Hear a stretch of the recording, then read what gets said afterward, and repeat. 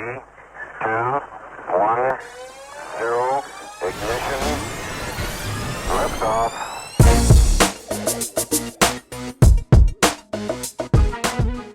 Hello everyone, my name is Colette Stein and welcome to this week's episode of the Cronkite File, a show that makes sure to cover all aspects of the media.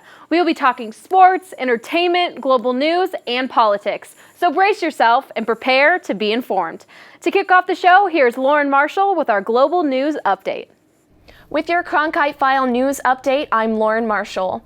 A Phoenix father and his two young sons suffered serious injuries Saturday after being hit by a car near 35th and Dunlap Avenues. According to AZ Central, the investigation will continue as to why the accident happened, but residents told the Arizona Republic that the crosswalk was known to be unsafe.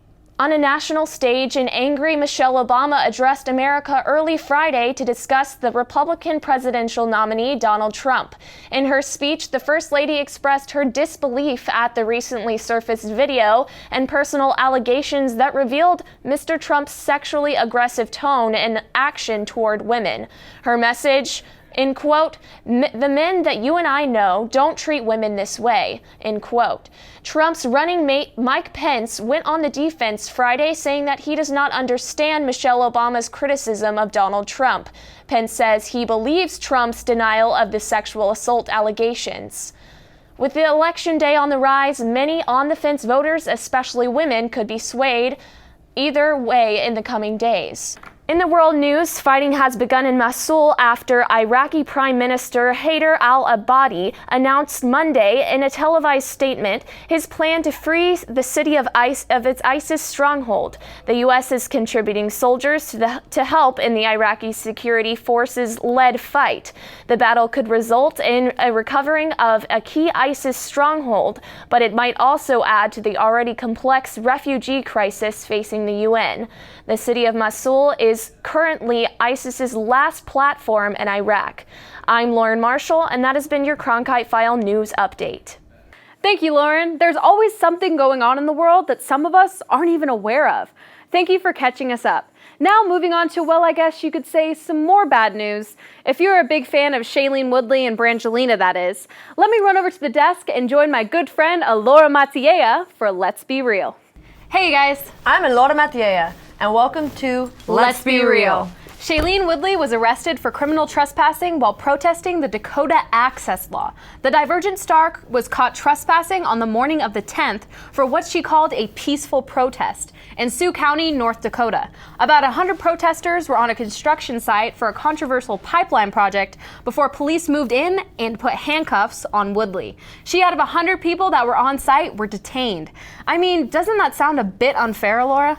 Yes, it does sound quite unfair, especially since the police issued warnings for the protesters to leave, and she was still arrested. She was apprehended for 2 misdemeanors, including engaging in a riot, and there was a total of about 27 people who were arrested.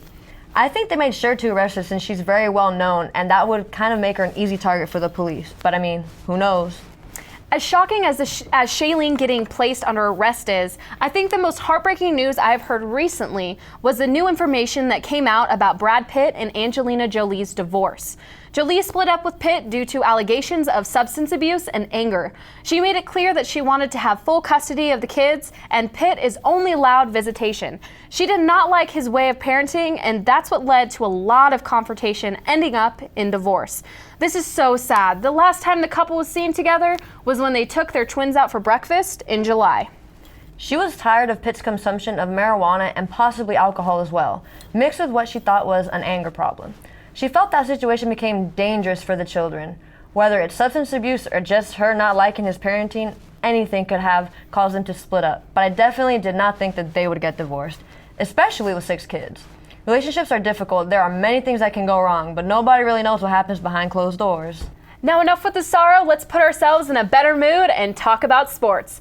Are you amongst those Sunday afternoon and Monday night couch potatoes that can't keep their eyes off the screen, tracking down each player on your fantasy football team? Well, NFL fans, here's Chancellor Johnson with this week's NFL Rundown.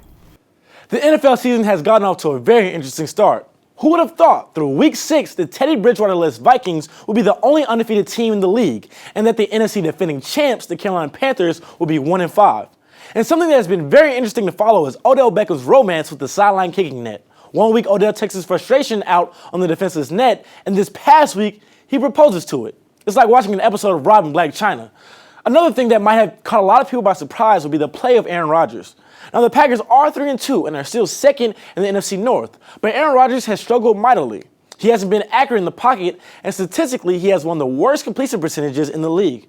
The team Aaron Rodgers struggled with was the Dallas Cowboys, and for more on America's team, here's Jade Hanson. Thank you, Chancellor.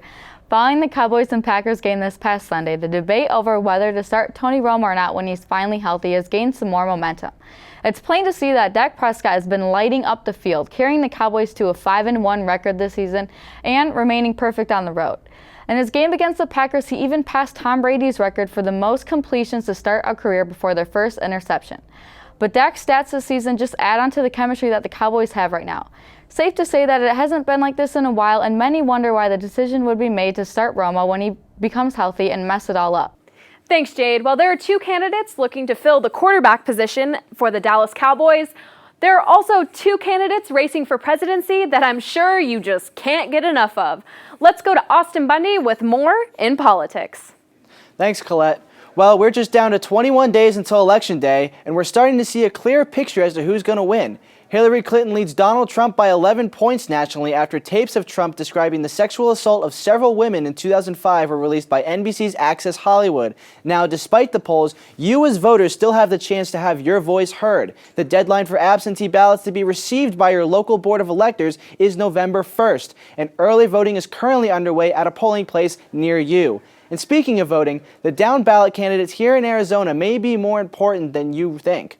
I caught up with Kelly Butler and her campaign's campus captain, Jimmy Arwood. Take a look. Democratic candidate Kelly Butler is running for one of the two open District 28 seats in the Arizona State House of Representatives. And Jimmy Arwood, one of her volunteers, decided to take it upon himself to host a campaign event in his own home. Butler and Arwood hosted about 20 Arizona State University students in a roundtable-like discussion about local and national issues. It's really inspiring for me to hear from people about, how their lives could be impacted by policy that we're making at the Capitol.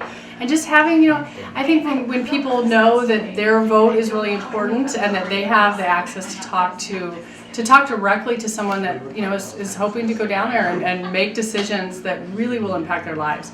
I think it just empowers people and they feel like that, they really can be part of the process. Butler's campaign focuses mainly on education funding for state schools and wanted to help students who are voting in their first election.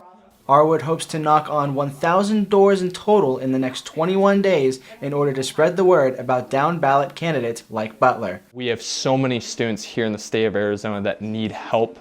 We have so many issues on the line that are really going to affect us here in the future. And knowing and understanding how much is at stake, especially in this election, that's why I'm out here doing this. That's why I brought together such a great group of student leaders. I'm Austen Bundy reporting.